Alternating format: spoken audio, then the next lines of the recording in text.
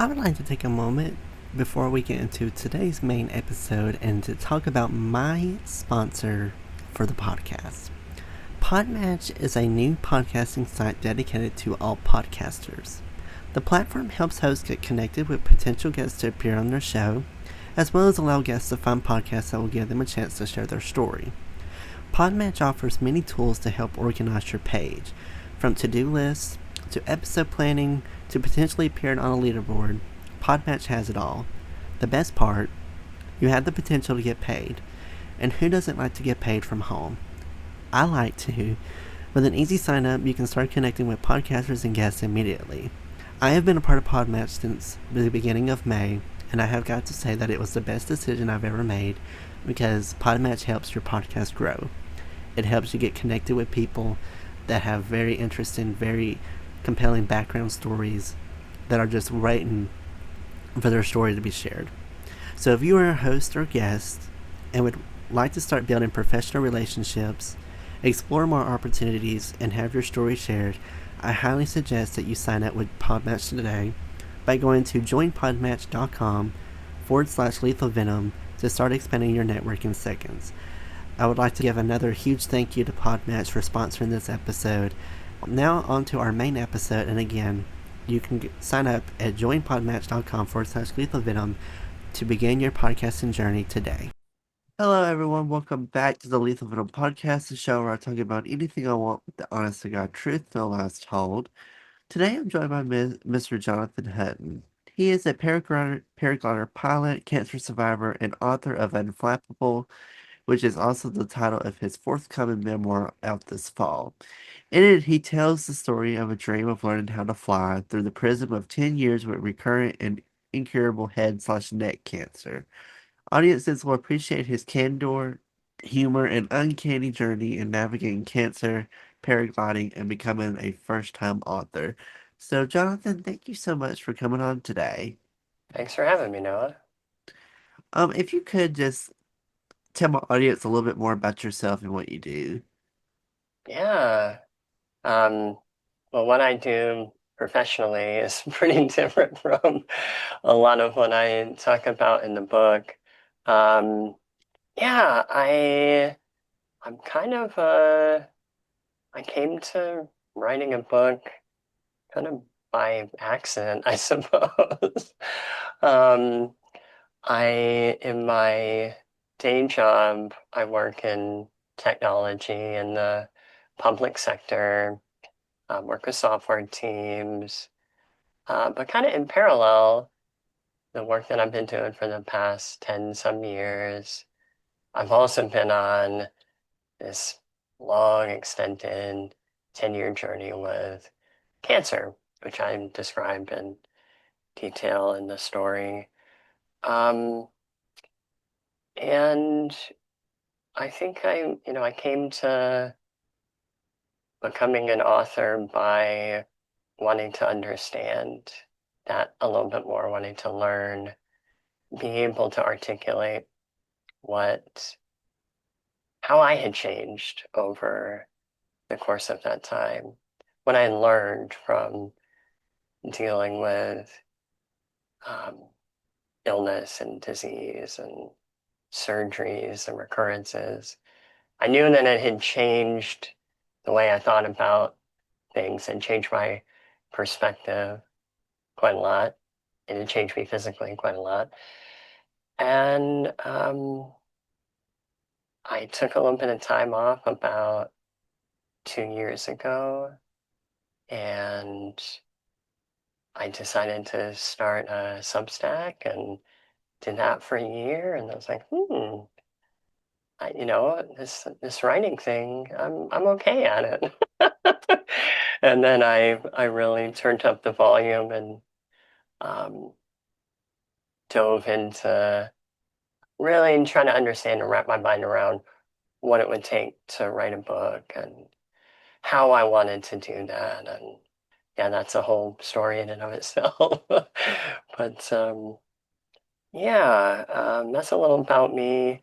Um, I I grew up as an army kid, and my most of my family still lives in Georgia, so near you. My a number of my siblings went to the University of Georgia, and my brother, I told him you were interviewing me, and he said to say, "Go Dogs." Um, I have no loyalties in the college football arena, but yeah. So I live on the West Coast now. I live in Olympia, Washington. I kind of tell in the book the story of how I wound up here, and then weave that into um, this dream of learning how to fly paragliders, which is different from parasailing and different from skydiving and some of the other things that people get it confused with. But yeah, that's a meandering way of telling you a little bit about myself. Ask me some questions. When so tell me a little bit about how you kind of got interested in paragliding and Yeah. share a little bit more just about what it's like to be a paraglider. Yeah, so I think in the early part of the book, I describe how I learned about this very like niche sport. Um, and it was through skydiving. I went skydiving kind of on a whim with a friend of mine, and after, and we went, on a tandem skydive like most people do. And after we landed, we're like, we should do this again. No, we should learn how to do this. And so we started working on what's called your A license for skydiving. So basically, your beginner kind of rating where you can jump on your own with your own rig. And started doing that, and kind of midway through, well, a couple of things happened. Ran out of money because I didn't have a lot at the time. And I also realized that the thing that I really liked wasn't, being in free fall with all the noise and the wind falling. It was being under the canopy, flying through the air. And I thought to myself, I'm like, is there a way to do that, to fly on a parachute type thing without getting in a plane and jumping out of a plane? And so I did what any millennial would do, Googled it and came across the sport of paragliding, which, for those who aren't familiar, is more similar to hang gliding or ultralight aircraft than anything else. It's not a parachute, maybe it looks a little bit like a parachute to the unfamiliar. Um, but paragliders are aircraft essentially, but the wing is flexible and can be packed up, put in a large backpack essentially, and then you go up to a hill or a mountain or a place appropriate for launching, and then launch and fly in the sky. It's unique in that once you learn how to do it, you can fly around in the air and stay up in the air for a decent period of time, depending on the weather conditions, your skill. So in a way, it's probably, and obviously I have some bias here, but probably the closest thing to soaring like a bird that exists. Um, it is really quite a special thing to be in a column of air soaring up next to birds that are doing the same thing, which I've done, and it is wild. um, yeah, there's a special sort of freedom in putting all of your attention into something outside in the air, um, that I think will change your life in maybe some small way. Um, I've met so many interesting people who have walked away from like careers to do this thing. And I explore a little bit of that in the book. And what is it about this sort of flying that and the community of people around it that motivates folks to want to dedicate their lives to it? Um, yeah, it's something that pretty much anyone can try. Just like skydiving, you can take a tandem flight with an experienced pilot.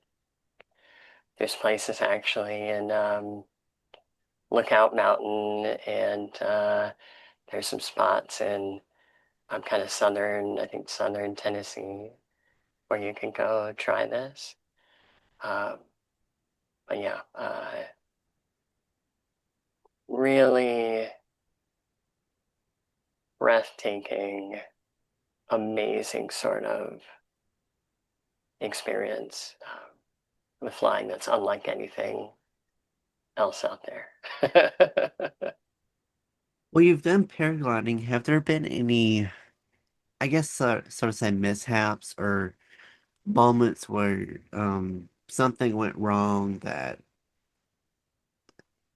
because to me when I if I did paragliding, if there was a mishap or something that caused like a huge malfunction, I wouldn't want to do it again. Have you Yeah. had that moment from paragliding? Well, a couple things. So, yeah, what you're describing, like incidents that can happen, um, are something that you train for. Um, there's one I describe in the book. So part of when you learn how to do this and you want to get better, you do something called an SIV. And it's basically a French term for um, maneuvers practice. So basically, the failures, the malfunctions you're thinking about, you're describing, you make those happen. And you do it over a lake. You're wearing a life jacket. If you're smart, you're always flying with a reserve parachute, right? So even if something catastrophic happened with your wing, um, you can always throw that reserve parachute. And most of the time, that works out just fine. I know plenty of people who've thrown their reserves, walk away unharmed. But anyways, you go and do this training, you do it over a lake. I went and did one um, a little over a year ago, and I was in one of these maneuvers you practice where you put your wing into a spiral. So you're almost like in this position. Imagine a pendulum, and you're like generating serious G forces. And then you learn how to stop that. And there's a whole bunch of reasons why you learn how to do this. But I was doing that maneuver and my shoulder came out of socket. And I I had injured my shoulder in the past, so this had happened before, and it went back in. But yeah, I I write about this whole experience in the book and how terrifying that was. I was already kind of terrified to be doing these like high G-force maneuvers, having never done that. And then my shoulder comes out and then goes back in, and I managed to work through that and go land safely. But yeah, I guess my answer is yeah, fear and um, malfunctions are a reality that you're always kind of thinking about and training for in this sport, especially as you progress and learn to fly higher and farther. Um, yeah, it's it's a unique sort of thing in that it's only like physical up to a certain point. Like you need a certain degree of stamina to be in the air for 2, 3, 4 or more hours. But a lot of what you're doing is very mental, training yourself to fly in air that can sometimes be a little rough. Learning how to respond quickly in the right way to unexpected things happening.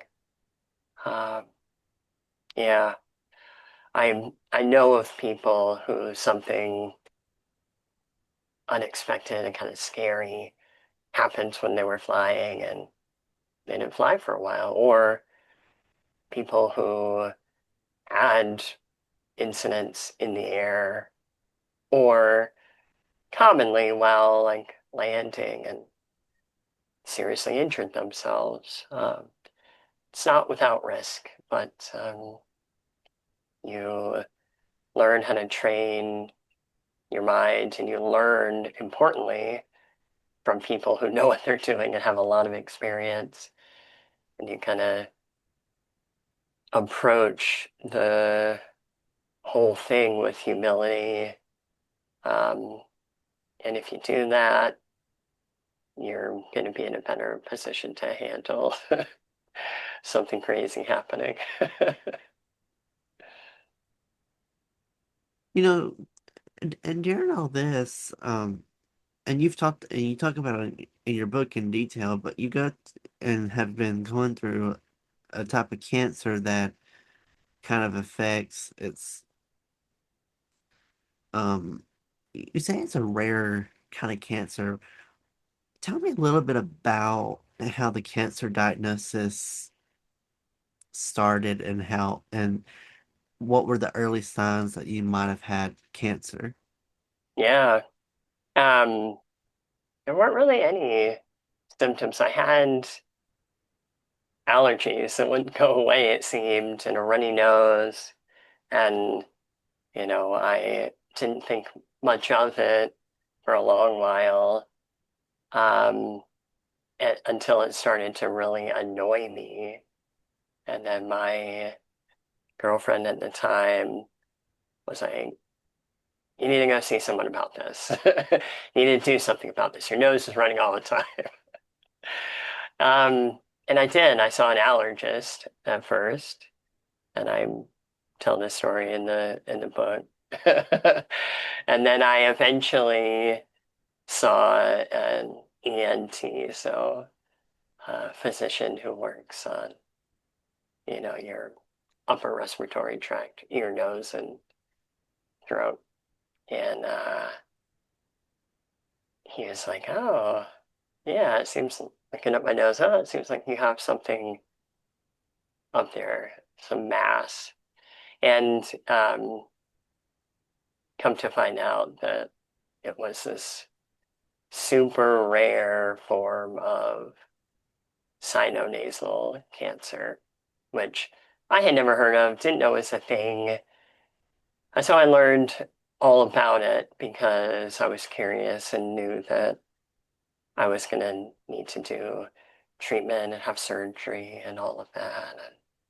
And yeah, that started a whole, decade long journey, and I'm still on in that, I'm still have scans and see oncologists and surgeons, and um, probably something that will continue to come back because it has continued to come back, requiring more surgeries.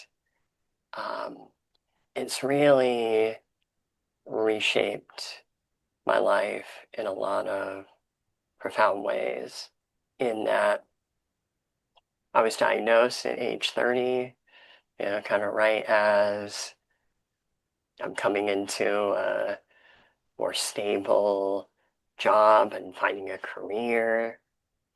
Um, I bought a house. Like, there's all these things happening, normal markers of young adulthood, and then boom, cancer. So yeah, it's been a wild ride, but something that's uh, changed the way I think about priorities in my life. And um, I don't know that, but for having gone through these experiences, would have ever occurred to me to write a book, or to um, go on some of the flying trips that I've gone on. Like my time I spent in Colombia that I write about in the last chapter of the book. Um, I've met some truly amazing people in the cancer and surgical communities, in the paragliding community, that um, I've had the opportunity to share this story with, and I've been inspired by them. Yeah, my journey of my middle age, journey to middle age has, been very much a journey that's been shaped by this disease that has been a kind of on again, off again presence in my life. So yeah, wild sort of stuff. I I I admire people who have to live with challenges and disabilities, and I've learned more about what that's like, um, because disease and surgery and um, the fallout from treatment has affected me pretty profoundly. And I think of it as something that has taught me more, and given me more in terms of perspective and presence, and it's taken away. And so, yeah, I hope that people who read this book um, maybe think about disease and cancer in a different, more nuanced sort of way, that they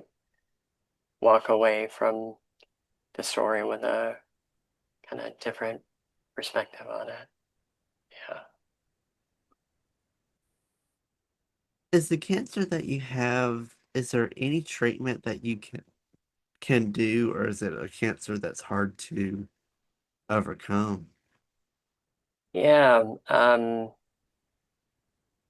So, um, for a lot of people, and I've met a lot of people kind of around my age or older who've been through a cancer diagnosis.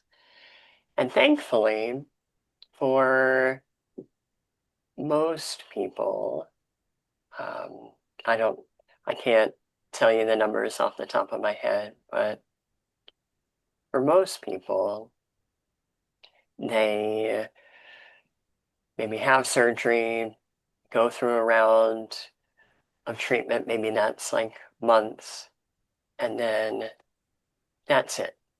Um, they get through cancer, they arrive at a curative state where they're in remission, they no longer have to worry about it. Um, that's that was the outcome I hoped for, and that all of my oncologists and surgeons and folks hope for. That was not the outcome for me.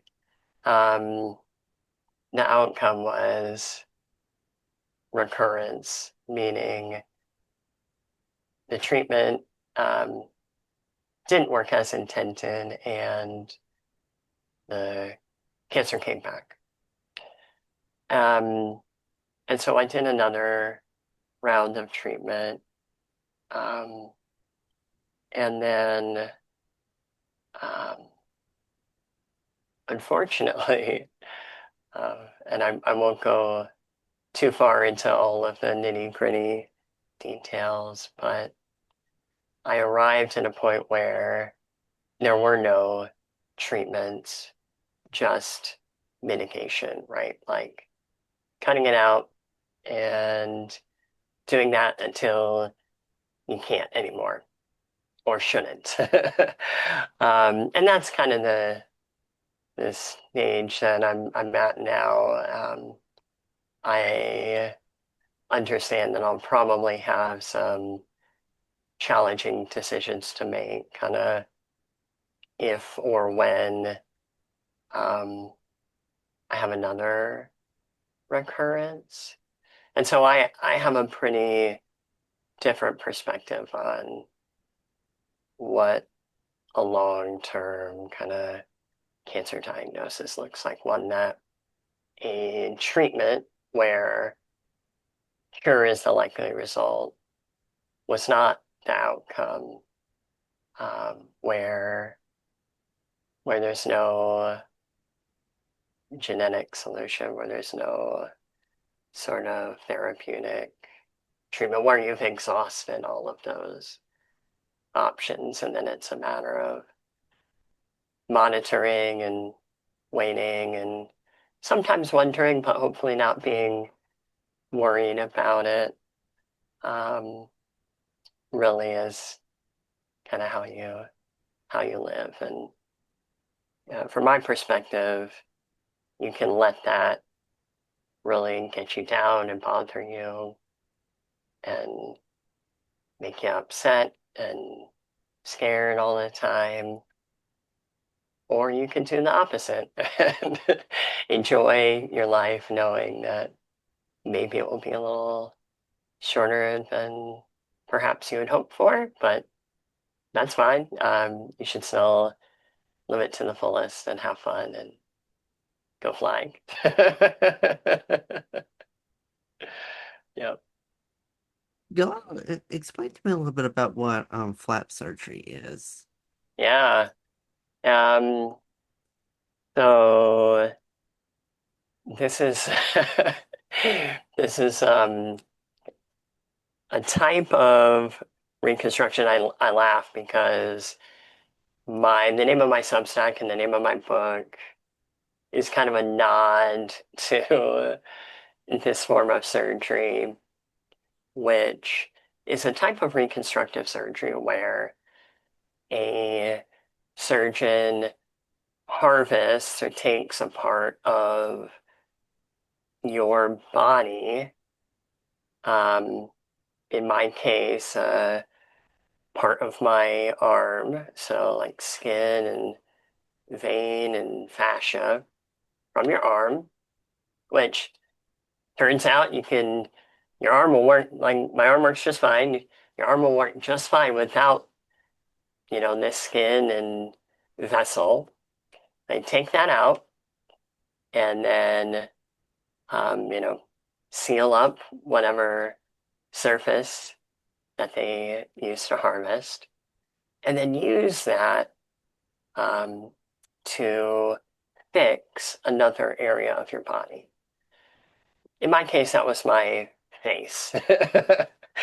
Um, Speaking very generally. I'm not an expert on anatomy. I know more about head neck anatomy than I ever imagined I would. Um, but essentially, they harvest a part of your body, um, leg, arm.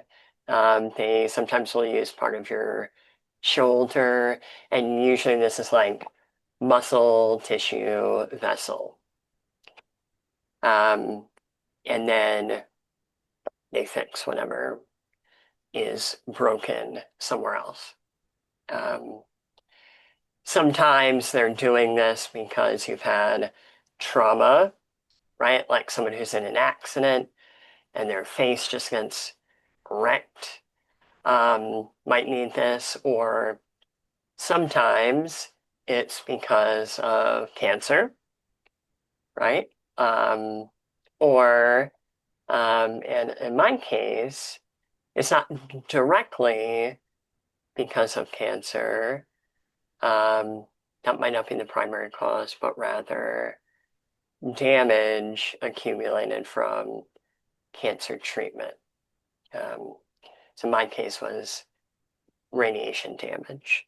So something that can happen when you've had multiple rounds of radiation treatment. So flap surgery is something most people know little, if nothing about, because it's highly specialized. Um, Something that is really kind of wild that you don't really stop and pause to consider that this is something that is even possible. I sure blew my mind when my surgeon was describing what they were going to do. Um, but it is quite remarkable, um, and something I write about extensively in the book because I've had several of these surgeries. Um, and the fact that on, first appearances, like outwardly, I don't look too drastically different than I did before these things. I'm aware of some of the ways I look a little different, acutely so, but most people wouldn't be. Um, so I've recovered pretty damn well from these procedures. They are pretty rough. Um, and so, yeah, flap surgery, reconstructive head neck surgery specifically, something I'm deeply familiar with. Um, and I kind of tell the story of getting to the point where I needed to have not just one, but multiple procedures like this and what that was like. And then recovering from that, what that was like. And then being like, you know what? Okay, I'm I'm recovered enough. I feel like I'm ready finally to go and learn how to fly. Which I did. Uh, so yeah, flap surgery, pretty wild shit. I Not something most people will ever have to experience, but I, boy, yeah. I talked about answering your question earlier about how cancer has really kind of reshaped my thinking and my perspectives on a lot of things. Ditto for flap surgery and the people involved, the surgeons and teams involved, and um, really just these life altering, life saving, wild things that modern medicine can do. I find it very, very remarkable, and am fortunate to have had, world-class surgeons at the University of Washington um, really fix me in a way that I can paraglide having gone through this. So yeah, not something I hope anyone would ever have to be in a position to have that sort of surgery, but um, it's kind of miraculous that it exists, and we can we can fix damage in this way. Um, I I want to write another book where I explore it in a lot more detail. When you started writing your book, was it difficult to write some parts, particularly when you had to write about your cancer diagnosis and the journey that you've had to endure? Was that difficult to write, or was it kind of, in a way, therapeutic to deal with the fact that you had such a rare kind of cancer? um, oh, it was difficult and therapeutic. Some of the narrative where it's kind of, I wouldn't say stream of consciousness, but kind of first person present tense, like I'm embodying this moment in time in the story, and being able to write that in a way required reliving it, um, which was challenging. But I'm glad that I did, because um, it helped me appreciate the gravity of what I've been through. Um, and I think also appreciate and have new language for, um, being a little bit more accepting of limitations that I have. That was really a struggle for me, was that, you know, um, outward appearance is not too different, but some of the functional changes that happen that I'll have to live with for the rest of my life, um, those were kind of hard for me to accept, and to um, to kind of be in a body that was never going to be the same, and come to terms with that. And so I had to wrestle with that in how to tell that story. Um, and yeah, that it was it was challenging. Um, it required sitting with some of these moments that are, probably the lowest points in my life, just in terms of how painful and disorienting and, kind of self-estranging they are. Um, Not feeling like the person who you thought you were is really unmooring. Um, but being able to tell that story and then understand and unfold for myself what I had learned going through that experience, what I know now that I didn't know then about myself. Wow, yeah, that was therapeutic. I hope that that shines through in the story. I think it does. Um, but yeah, I am better I'm a better person, I think, for having gone through that and or having had the time and the privilege of being able to write this book and sit with those moments and reflect back on them. Um, yeah. So yeah, both really hard, very therapeutic. What's it like working with an editor when it comes to working for a book? Yeah, it was something that I had no experience with. And so I tried to approach it like I approached learning how to paraglide, which was with a lot of humility and gratitude. And I tried, first and foremost, to be a good student, to be receptive, to know that the person I was hiring knew a lot more about this whole process of writing a book than I did. Um, it was a wonderful experience. It was eye-opening.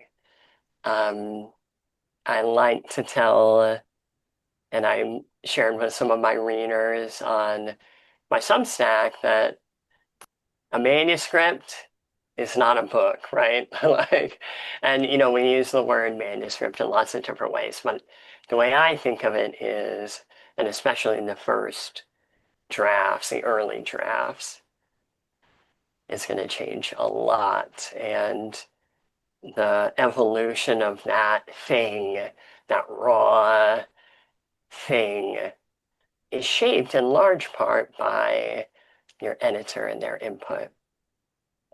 And so I owe a huge amount of gratitude to my editor, Bailey, who we just, we had such a wonderful connection early on in that, we met and I told her kind of the story that I wanted to tell and how I wanted to tell it. And her input was so thoughtful and really helped nudge me into writing a much better book than what I would have written had I decided, like some people do, to go it alone and not hire an editor. When you're self-publishing, you know, um, you're paying for everything, right? Writing a book and writing a book well is not inexpensive. Um, you can write it for cheap, and the people will be able to tell the corners that you cut. Um, People who, read books or know anything about writing them. Um, I didn't want to cut corners. I wanted to produce the best story I possibly could with the time that I had and the budget that I had.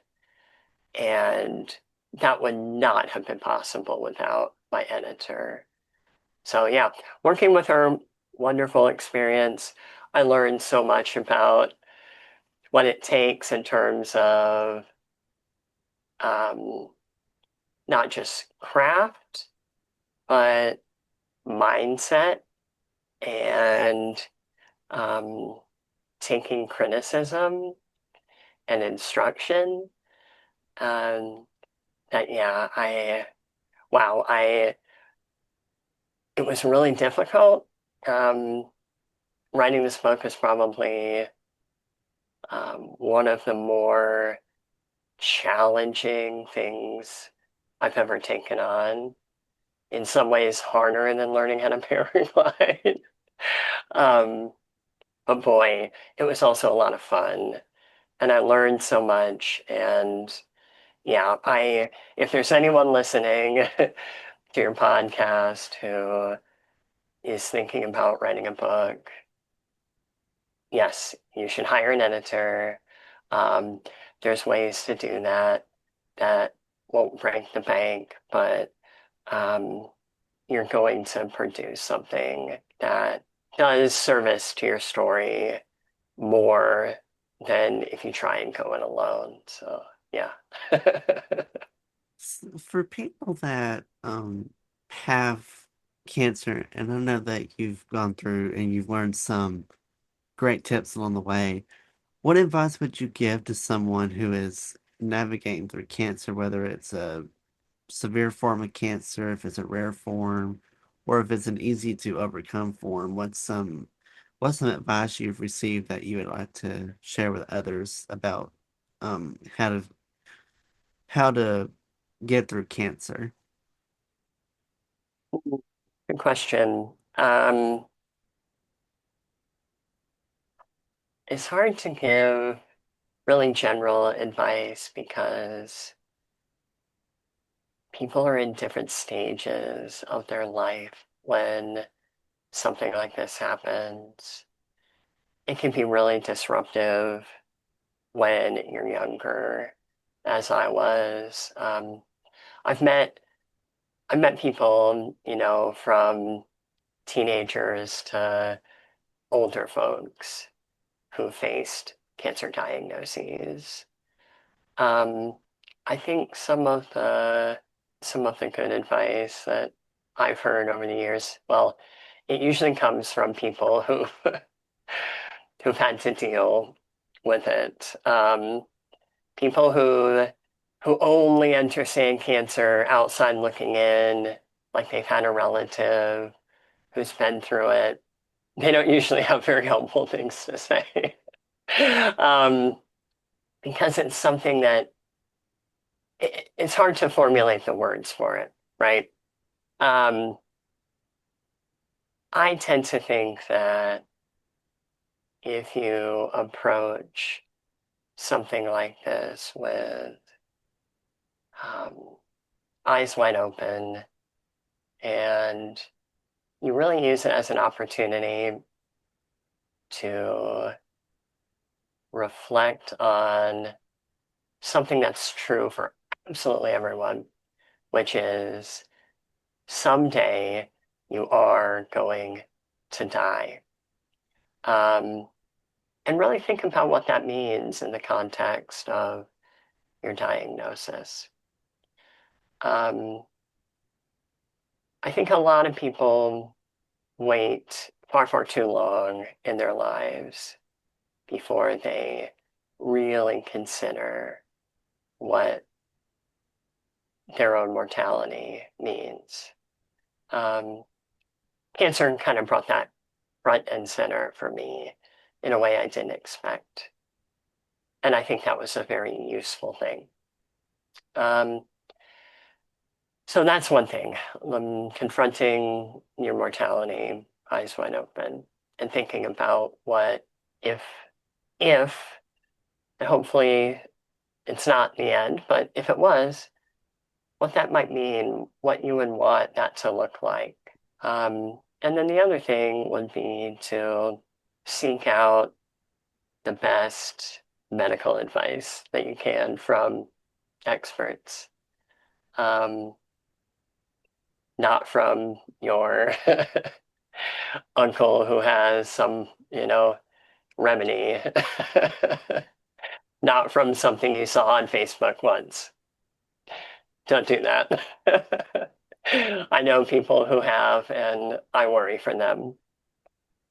Um, I think another part of that is to take some of that advice with a grain of salt in that, um, and especially for rare things, it is something of a guessing game.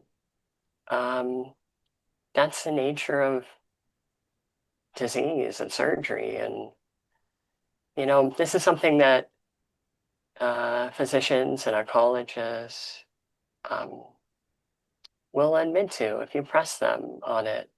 Um, they don't always have all the answers. Um, and that's okay. Um, there are types of diseases where there are high likelihoods of cures given certain types of treatments and approaches.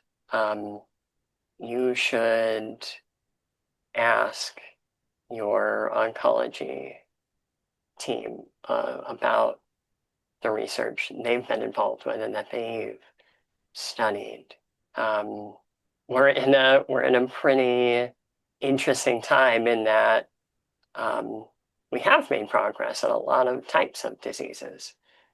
Some we have not.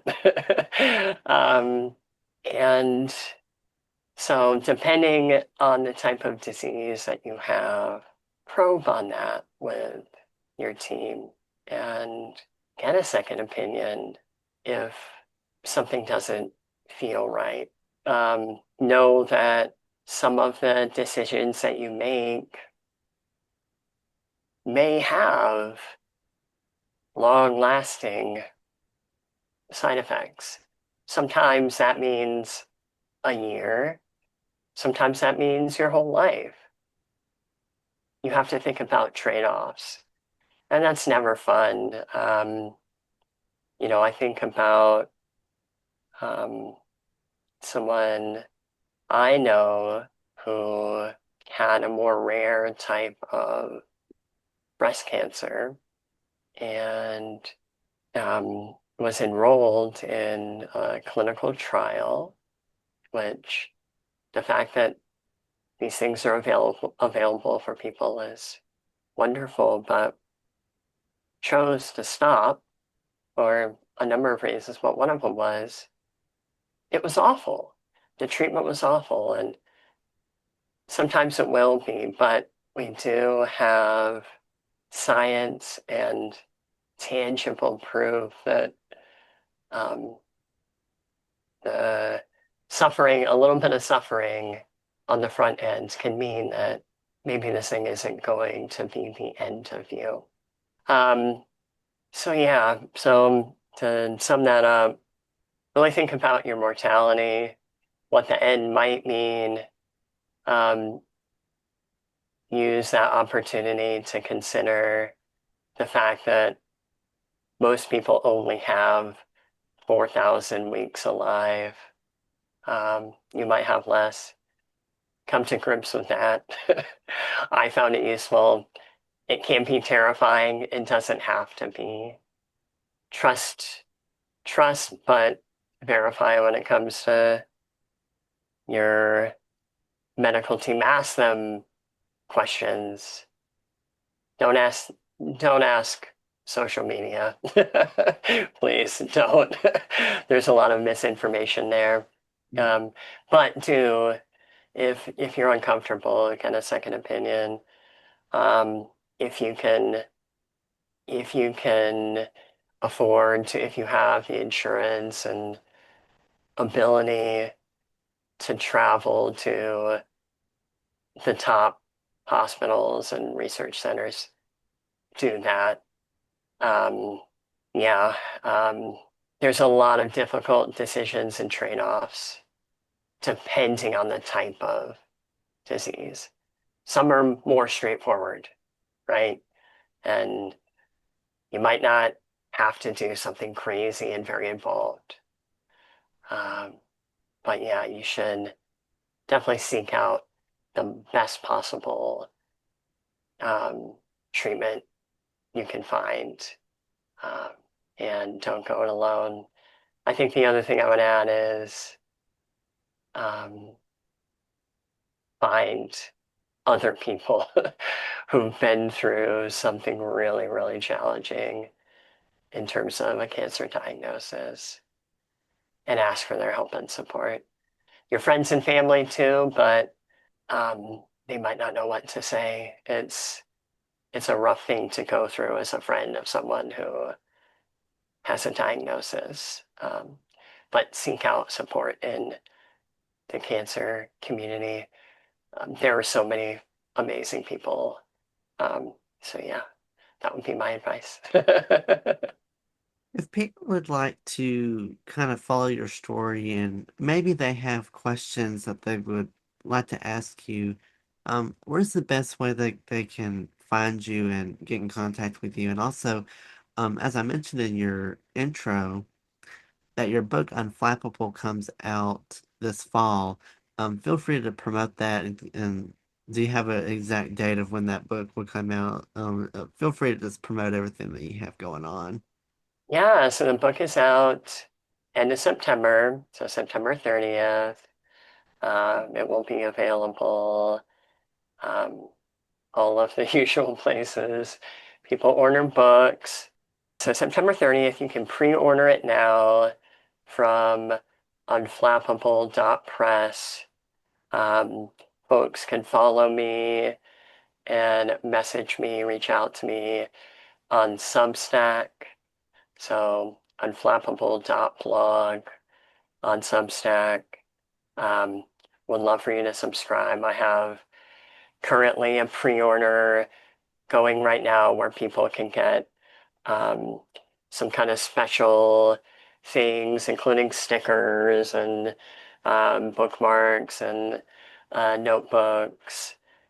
But yeah, I'll have print, digital, and audio book available at the end of the month. Um, yeah, I encourage anyone um, who has any interest in stories like this one and um, disease, paragliding, or if you're just going through a really challenging time and you want to reach out, yeah, please do. Would love to talk to you. Yeah, those are the main ways people can find me. Would love for people to pre-order or read the book. I am going to be doing a giveaway on Goodreads. So that starts tomorrow, September 6th, through the end of the month. So you can enter to win a free ebook. So follow me over on Goodreads to do that. Um, but yeah, those are the ways people can find me. Hope that they do. And I'll be sure to tell them about your podcast as well. Well, Jonathan, I thank you so much for coming on today and sharing your story and just talking with me. It was a complete honor to have you on here, and good luck with everything with the book, and um, I wish you nothing but the best. As I always will do, I'll put off his links in the description box below. I'll put his social media, his website, as well as details about his book in the description. By the time this episode comes out, it's probably will already be out, so that will Yep. be good. Yeah. So I will put links to that as well down below about your book, and I put some details down there. If you would like to follow me on social media and keep updates on the show, feel free to follow me on Instagram and TikTok. It's Lethal Venom Podcast for those social media, and then Facebook, Twitter, and YouTube. It's Noah's Podcast. And as always, feel free to follow Lethal Venom wherever you get your podcasts from. It's on all the major platforms: Spotify, Apple, Amazon, iHeartRadio, YouTube, Pandora, and others. It's essentially everywhere. Feel free to follow the show so you get notified when new episodes drop. Appreciate you all so much for tuning in and listening today. Y'all have a great rest of your day and week, and y'all be safe out there, and I'll catch y'all on the next episode of Lethal Venom.